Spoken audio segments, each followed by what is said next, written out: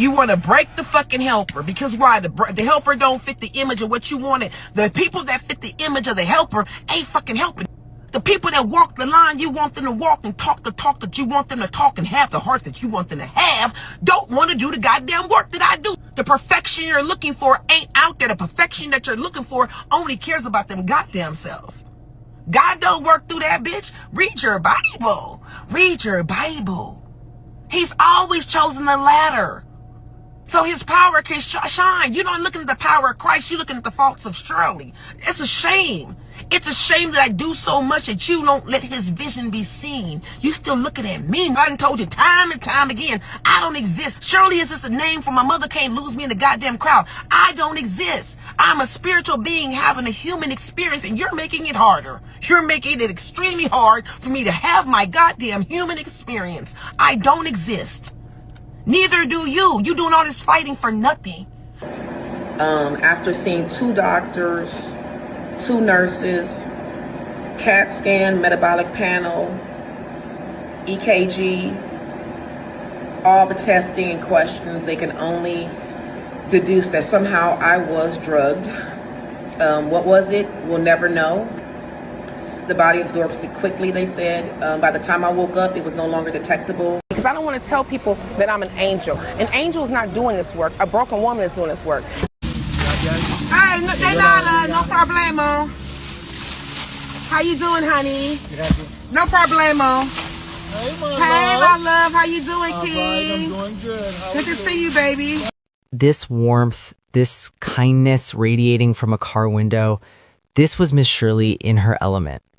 The 58-year-old humanitarian, known to millions as the woman who called everyone king and queen, would post this video on January 26, 2026. Less than 24 hours later, she would be found dead on the floor of her Henderson, Nevada home. But the disturbing part isn't just the timing. It's what she had revealed 4 months earlier in a video that sent chills through her 5 million followers. And those words prove prophetic in a way nobody could have predicted. But before we unpack what that September video revealed and how it might connect to her death, let me take you back to December 29, 1967 in Compton, California, where Shirley Diane Raines entered a world that would test her in ways most of us couldn't fathom. Born into a working-class family, Shirley's father, George, was a former LAPD officer, providing some structure in an otherwise turbulent environment.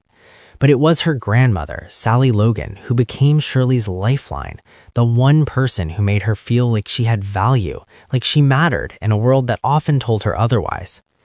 By her early 20s, Shirley was married and living in a cramped Long Beach hotel room, navigating verbal abuse and crushing low self-esteem while raising her young son from a previous relationship.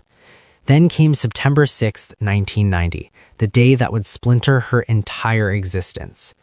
Her firstborn son, Demetrius Stevens Jr., just 2 years old, was staying overnight with his grandmother Sally for the first time so he could play outside safely, away from their confined living space. But in a moment of tragic accident, Demetrius accessed and ingested a relative's prescription medication. Shirley rushed him to the hospital, desperately trying to keep him awake during the drive. She later recalled in interviews how he kept telling her how tired he was, how she walked him into that emergency room and told him, "I love you very much. Mommy is going to always love you," and how he said he loved her too. Those were the last coherent words they shared. 5 days before his 3rd birthday, Demetrius died. And Shirley, 6 months pregnant at the time, walked out of that hospital and made a decision to end her own life.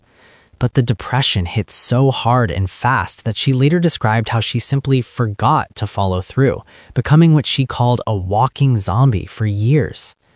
The tragedy didn't end there. About a year later, Sally died from cancer, taking with her the last anchor of unconditional love Shirley had known. Then her father George died unexpectedly from a seizure after tripping over a cord, just days after what seemed like successful brain surgery. And if that wasn't enough, the father of 2 of her children, including Demetrius, succumbed to colon cancer, with Shirley providing his end-of-life care and arranging his burial at the same church where she'd laid Demetrius to rest. These cumulative losses triggered severe depression, anxiety, PTSD, and panic disorder. Shirley initially refused antidepressants because pills reminded her of how her son died, but the emotional weight kept building until at age 49, around 2016, she experienced a complete nervous breakdown. Nearly 30 decades of suppressed anguish finally erupted. And it was during this breakdown that something unexpected happened. A church member invited her to volunteer feeding homeless people on Los Angeles' Skid Row. Shirley later described walking onto those streets and feeling like a piece of her heart had just been put back in place. She saw broken people just like her and felt immediately at home. What started as passing out food quickly evolved when Shirley noticed something. The men and women receiving meals kept commenting on her hair color, her makeup, how good she smelled. These women were still interested in beauty, feeling valued, and dignity. And Shirley understood that hunger at a cellular level because she'd spent years using makeup, hairstyling, and self-care as a way to disguise her own pain, to feel alive when inside she was dying. So she started Beauty to the Streets in 2017, a nonprofit that didn't just hand out meals. She set up outdoor beauty salons on Skid Row, giving haircuts, hair dye treatments, makeup applications, manicures, all while calling people king and queen, reminding them of their inherent worth. Let me see you catwalk. Now let me see you walking them. That's the most important thing. Let me see what, oh, get it. Get it. She understood feeling good is the first step to healing, that when your self-esteem is high, you feel like you can tackle anything, even getting off the streets. Shirley began documenting her work on social media, posting raw, unfiltered videos of these transformations on Instagram and TikTok under the handle @BeautyToTheStreets. The content resonated in ways nobody expected. Her follower count exploded from an initial 5,000 to over 5 million on TikTok alone, and more than 1 million on Instagram by the time of her death. Brands like Fenty Beauty, Thrive Cosmetics, and Unilever started donating products. Licensed stylists and makeup artists volunteered their time. What began as Shirley and her children grew into a team of about 25 volunteers. By 2019, she'd registered Beauty to the Streets as a 501c3 nonprofit. AKA Beauty to the Streets. Hey, Rachel, girl, how you doing? Beauty to the Streets is a nonprofit organization. I want to be nice and vibrant. We bring beauty to the streets by way of hair, makeup, food, clothing, hygiene, anything that our community in Los Angeles, Skid Row need. During the COVID-19 pandemic, she adopted, partnering with health services to provide testing, vaccinations, and PPE while continuing to prepare 400 meals a week in her Long Beach apartment. The operation expanded to San Diego in 2023 and later to Las Vegas after she relocated. The accolades followed. In 2021, Shirley was named CNN Hero of the Year, receiving $100,000 to expand her work, plus $10,000 for being a finalist. Anderson Cooper and Kelly Ripa hosted the gala, and the recognition highlighted her 6 years of service and emphasized how important physical touch was in a community starved of human connection.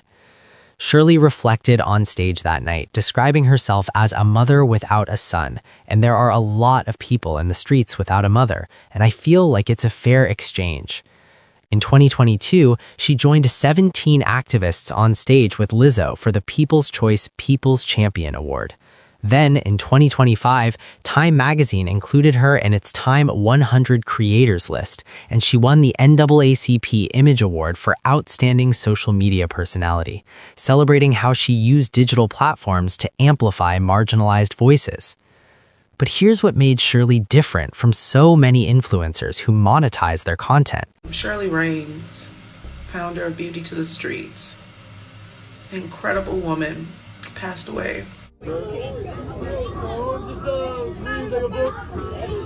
What I can do is feed them and do their hair and give them some love and do their makeup. She never, not once in 9 years, signed up for creator rewards programs on any platform. So that's why I never signed up for the Creator Rewards program. None of my videos for 9 years have ever been monetized. Not on Facebook, not on Instagram, not on TikTok, not on Twitter. I don't get paid off of any video. The only way her nonprofit made money was if people felt moved to donate directly through links in her bio. She never wanted her authenticity to disappear by making it about profit. and not authenticity. That raw vulnerability where she openly discussed taking 20 milligrams of Prozac daily for panic disorder, where she called herself a very broken woman in award speeches while insisting broken people are still useful. That's what made millions fall in love with her. By late 2025, Shirley's life seemed to have found a rhythm. She'd rebuilt relationships with her 5 surviving children, Danielle, Rayshawn, Dalvion, Makajaya, and Micah, and her 4 grandchildren, telling them I love you constantly, making up for the years when survivor guilt had silenced those words. She was splitting time between Los Angeles and Las Vegas, expanding her reach, touching hundreds of lives weekly.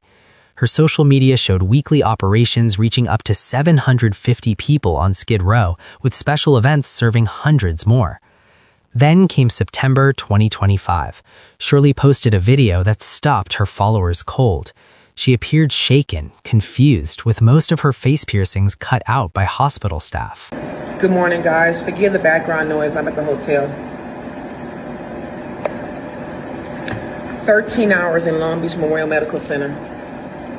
As you can see, most of my face piercings have been cut out. She described spending 13 hours in Long Beach Memorial Medical Center undergoing CAT scans, metabolic panels, EKGs, and blood work. She explained how it all started on a Saturday during a community event. She was hanging a piñata when she suddenly felt overwhelming dehydration and her legs weakened. That was her last clear memory. The next thing she knew, she was waking up on Tuesday. 3 days had passed. 3 entire days she couldn't account for. Colleagues later told her she'd continued working, that she'd driven herself home, but Shirley had zero memory of any of it. After seeing 2 doctors, 2 nurses, CAT scan, metabolic panel, EKG, all the testing and questions, they can only deduce that somehow I was drugged. What was it? We'll never know. The body absorbs it quickly, they said. By the time I woke up, it was no longer detectable. Hospital staff told her that even if she'd saved her vomit as she wished she had, it wouldn't have shown up there either. It had to come from blood, and by the time she sought help, whatever substance had been in her system was gone. They said even if I saved my vomit, like I said I should have, they said it wouldn't have been detected in that. It has to come from your blood. My memory will come back over time. I went yesterday because I couldn't figure out where Costco was. I forgot how to pay a company bill, and I'm concerned about my memory. But the evidence remained on her body. Unexplained bruises covered her arms, marks that looked like someone had grabbed her.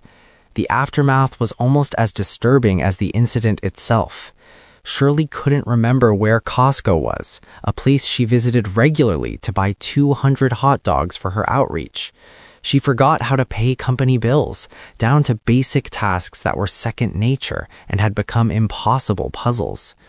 Doctors assured her the memory would return, that she just needed to relax, but Shirley was terrified. When she finally woke up after those 3 days, she discovered her garage sliding door had been wide open the entire time. After waking up for 3 days, my sliding door for my garage was wide open, which means day and night for 3 days it had been open. Anybody could have come in the house, come and gone. And they want me to do an R kit today just based upon those factors. Shirley emphasized in her video that she didn't believe anything like that had happened, that she'd done a self-check, but the professionals wanted to be thorough. The unanswered questions haunted her. Who did this? What did they give her? When exactly did it happen? Where was she during those missing days? Why would someone target her? But in classic Shirley fashion, she chose faith over fear. I'm going to pray on it. I'm going to release and let go and just thank God that he kept me, and we're just going to move past it, guys. I'm getting ready to go pick up donuts and pass them out to the homeless. Think about that for a second.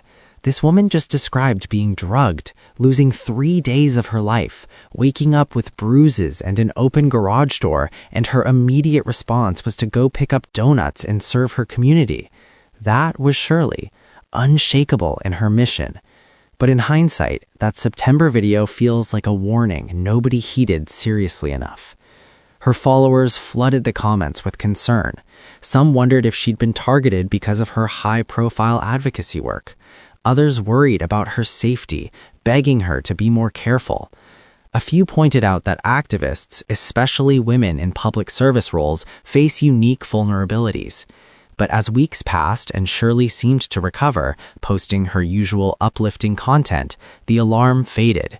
She appeared back to herself, greeting people with warmth, handing out meals, calling everyone royalty.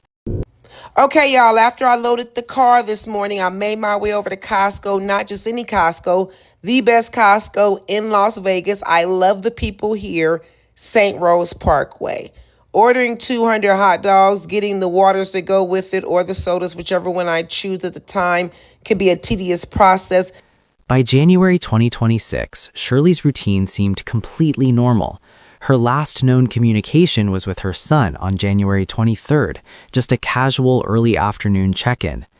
Then, on January 26, 2026, Shirley posted that final Instagram video, the one that opened this story. Filmed from inside her car, Shirley handed out lunches to a line of people on the street, her voice warm and inviting as always. The caption read, Proverbs 16:24. Gracious words are like a honeycomb, sweetness to the soul and health to the bones. It was classic Shirley, mixing faith with service, showing no signs of distress, no hints of what was coming. But less than 24 hours later, everything changed. On January 27, 2026, Shirley's youngest daughter, Rashawn Williams, 33 years old, spent the entire day trying to reach her mother. Phone calls went unanswered. She drove to the Henderson, Nevada home and knocked on the door. Nothing. She could hear the phone ringing inside, which meant Shirley's phone was there, but Shirley herself wasn't responding. Growing increasingly frantic, Rashawn threw rocks at the window, desperately trying to get her mother's attention. Still nothing. By approximately 4:43 p.m., Rashawn contacted the Las Vegas Metropolitan Police Department requesting a welfare check. Officers arrived, assessed the situation, and made the decision to force entry. Shirley was on the floor beside her bed, unresponsive, and paramedics pronounced her dead at the scene. The initial observations painted a picture of someone who'd been going about a normal evening. A finished plate of food sat on the bed, suggesting she'd recently eaten, and near her pillow, officers noted a single white pill of some sort. The police report described the incident as a non-criminal medical event. There were no visible injuries on Shirley's body, no signs of trauma or indications of a struggle. Her twin sister, Sheila, later confirmed to investigators that there were no visible signs on Shirley's body to explain her death. The scene seemed peaceful, almost mundane, which made it all the more jarring. But that single white pill immediately became a focal point. News outlets picked up the details and speculation exploded online. What was that pill? Given Shirley's transparency about her mental health, her family quickly clarified. Her daughter, Danielle Williams, explained in exclusive interviews that the pill was likely Shirley's daily 20 milligrams of Prozac. Danielle told reporters she would be absolutely shocked if it were any other substance, firmly rejecting implications that her mother was using drugs recreationally or had taken something else. The Clark County Coroner's Office confirmed Shirley's death, but stated the official cause and manner were pending toxicology and autopsy results, which is standard procedure in cases like this. Danielle Williams shared that based on conversations with authorities, they were leaning towards natural causes.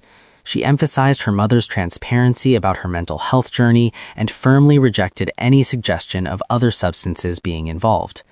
The Los Angeles Times reported that Shirley had died in her sleep, which aligned with the peaceful scene officers described. Lizzo, the Grammy-winning artist who'd collaborated with Shirley in the past and donated to her cause, posted a tearful tribute video that went viral. She would always send me messages of love, and she never, ever asked for anything in return. Lizzo praised Shirley's selflessness, how she'd overserved the underserved and helped the marginalized feel important. She urged people to look up her work, insisting that her work is not over. News outlets across the country covered the story. Local Los Angeles stations sent reporters to Skid Row to capture reactions from the community Shirley had served for nearly a decade. Good morning, Jessica. Yeah, here in downtown LA, the loss of Shirley Raines, also known to many as Miss Shirley, is being felt deeply. This is where she spent more than 9 years bringing dignity to the forgotten and unhoused, whether it was handing out meals, giving haircuts, or simply reminding people that they are kings and queens to hold their heads up high. People who'd received makeovers, who'd been called king and queen by Shirley, who'd felt human dignity restored through her touch, or devastated. One person on Skid Row told reporters that Shirley had shown them they still mattered, that their circumstances didn't define their worth. Another described how Shirley's physical touch, something most people take for granted, was revolutionary in a community where people are often treated as invisible or untouchable. Beauty to the Streets released an official statement on January 28th and 29th, expressing profound sorrow and emphasizing that Shirley's legacy would continue through the work she started and the hearts she touched. The organization committed to upholding her mission, and donations immediately surged as people looked for ways to honor her memory. Plans for memorials began taking shape, though details remained pending as the family processed their grief. But even as the tributes poured in, those questions from September lingered like ghosts. What actually happened to Shirley during those missing 3 days? Who drugged her and why? Was it random or was she specifically targeted? And most haunting of all, could that incident somehow be connected to her death 4 months later, even if the connection isn't obvious or direct? Let's examine what we know about similar cases because context matters. There have been confirmed instances of activists and public figures experiencing drugging incidents that later escalated to murder. Take Tu Ger Hyong, a 50-year-old Hong American comedian and activist who was kidnapped and murdered in Medellin, Colombia in December 2023 after meeting a woman via a dating app. He was drugged with scopolamine, held for ransom, and beaten to death. His high-profile advocacy work made him a target. Or consider the 8 U.S. citizens who died in Medellin between November and December 2023 from drug-facilitated crimes via dating apps, all ruled homicides. They were lured to hotels, drugged with substances like scopolamine or fentanyl, robbed, and left to die. The pattern was so alarming that the U.S. Embassy issued warnings. In New York City, a gay bar drugging ring in 2021 through 2022 resulted in multiple homicides of victims including John Umberger and Julio Ramirez.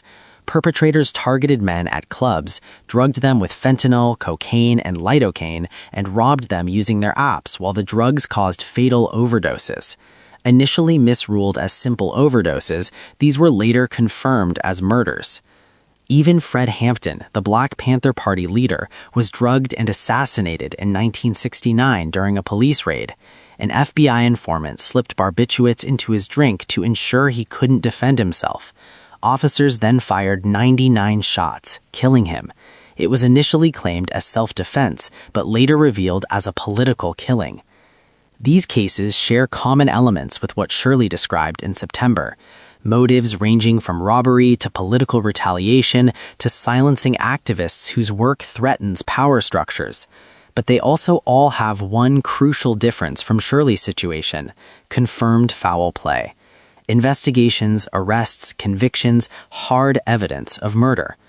Shirley's case, as of now, has none of that. The coroner hasn't released findings suggesting anything other than natural causes. Police haven't indicated criminal activity. Her family firmly believes she died peacefully in her sleep, likely from a health-related event. And here's the thing we have to sit with. The absence of evidence isn't evidence of absence, but it's also not evidence of foul play. What we're left with is a deeply uncomfortable tension between what feels suspicious and what's actually provable. What do you think about this case? Do you think the drugging incident could be related to her death? Let me know what you think in the comment section. Do you know that they're walking in that desert being distracted by statues and golds and false idols and gods look 2025-ish, look 2026-ish? You know what a false idol and a false god looks like today? It's not a statue you worship. It's certain things. There are false idols and false gods and you are being distracted by them, and I am walking this 40-day journey and you are making it 40 fucking years. Leave me alone and let me work, for Christ's sake. And I do mean for his sake. Amen. Amen. It's ridiculous. It's absolutely ridiculous. Absolutely ridiculous. Do you know what I'm saying? That a sinner like me has to check a bitch like you that's supposed to be so goddamn spiritual.